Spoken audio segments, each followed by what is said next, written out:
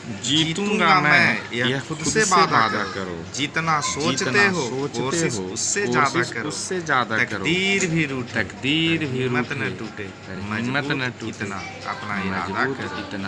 अपना इरादा। दोस्तों, आज हम क्लास 12 के केमिस्ट्री का पहला चैप्टर द सॉलिड स्टेट पढ़ाने जा रहे हैं। इस चैप्टर को अलग अलग वीडियो के द्वारा पढ़ाया गया है। द सॉलिड स्टेट यह पदार्थ की वह अवस्था है जिसमें अवयवी कण प्रबल आकर्षण बल द्वारा जुड़े होते हैं। पदार्थ की ठोस अवस्था कहलाता है, जैसे लोहा, तांबा, सोना, लकड़ी, कांच इत्यादि।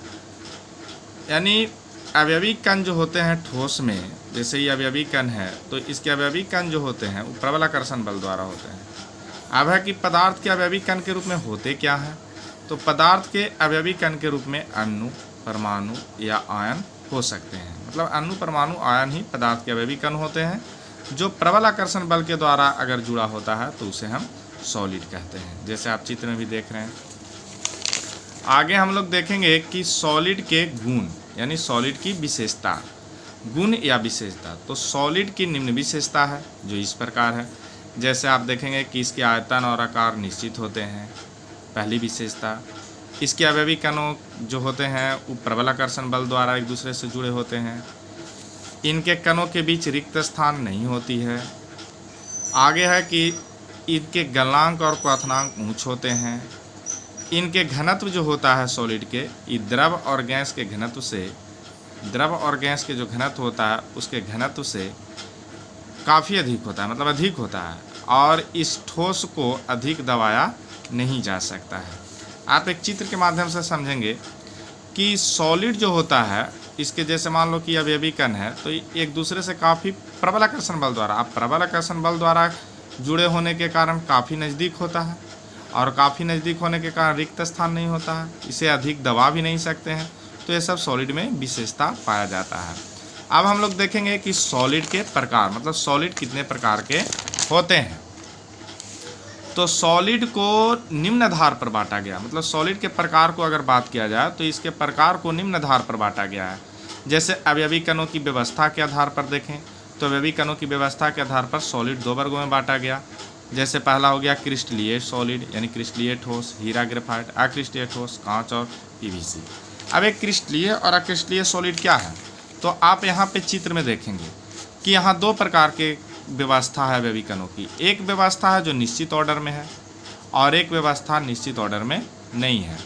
तो जब निश्चित ऑर्डर में अवयवी कण व्यवस्थित रहते हैं तो उसको हम क्रिस्टलीय कहेंगे, और अगर निश्चित ऑर्डर में नहीं होगा तो उसको हम अक्रिस्टलीय, यानी इसका ज्यामितीय आकार आकृति सब निश्चित होगा, इसका ज्यामितीय आकार आकृति निश्चित नहीं होगा, यह क्रिस्टलीय सॉलिड होता है, यानी यह अमोर्फस सॉलिड होते हैं। इस सॉलिड को ट्रू सॉलिड भी कहा जाता है, इस सॉलिड को ट्रू सॉलिड नहीं कहा जाता है। आगे हम इसकी चर्चा करेंगे। जैसे हीरा है, ग्रेफाइट है, तो हीरा की संरचना निश्चित है कि चतुष्फलकीय होगा। ग्रेफाइट की संरचना निश्चित नहीं होता है क्योंकि निश्चित होता है कि षष्ठफलकीय होते हैं। अक्रिस्टलीय ठोस जैसे कांच, पीवीसी, तो कांच और पीवीसी की संरचना निश्चित नहीं होता है, यह क्रिस्टलीय होता है। जैसे आप चित्र में भी देखे थे। एक क्वेश्चन है कि क्रिस्टलीय और अक्रिस्टलीय ठोस में क्या अंतर है। यह क्वेश्चन VVI है, क्लास 12 बिहार बोर्ड में अक्सर क्वेश्चन पूछे जाते हैं कि क्रिस्टलीय और अक्रिस्टलीय ठोस में क्या अंतर है। तो देखेंगे कि क्रिस्टलीय ठोस जो होते हैं, अभी आप चित्र में भी देखे थे कि ये अंतर इससे भी समझ सकते हैं कि इसके जो अवयवी कण है निश्चित ऑर्डर में सजा हुआ, इसके अवयवी कण निश्चित ऑर्डर में नहीं सजा हुआ। इसकी आकृति निश्चित होगा, इसकी आकृति निश्चित नहीं होगा। ये ट्रू सॉलिड होगा, मतलब वास्तविक होगा, ये वास्तविक नहीं होगा। इसके गलनांक क्वथनांक भी नियत रहेगा, इसका गलनांक क्वथनांक भी नियत रहेगा। जैसे आप देख लीजिए कि इसके ज्यामितीय आकार, मतलब क्रिस्टलीय और क्रिस्टलीय ठोस में अंतर में पहला में देखेंगे कि इसके जो ज्यामितीय आकार है क्रिस्टलीय का वो निश्चित है, लेकिन इसके ज्यामितीय आकार निश्चित नहीं है। इसे वास्तविक ठोस भी कहते हैं। क्रिस्टलीय सॉलिड को ट्रू सॉलिड भी कहा जाता है, अक्रिस्टलीय सॉलिड को ट्रू सॉलिड नहीं कहा जाता है, यानी काल्पनिक सॉलिड कहा जाएगा। इसके गलनांक और क्वथनांक नियत होगा, और इसके गलनांक मतलब किसका, अक्रिस्टलीय सॉलिड का गलनांक और क्वथनांक नियत नहीं होगा।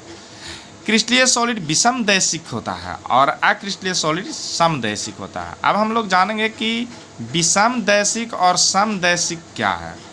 तो अगर हम किसी क्रिस्टल के भौतिक गुणों को, जैसे चालकता, क्वथनांक या चमक, इस प्रकार की जो विशेषता है, उसको अगर प्रत्येक दशा में देखा जाए तो समान आता है।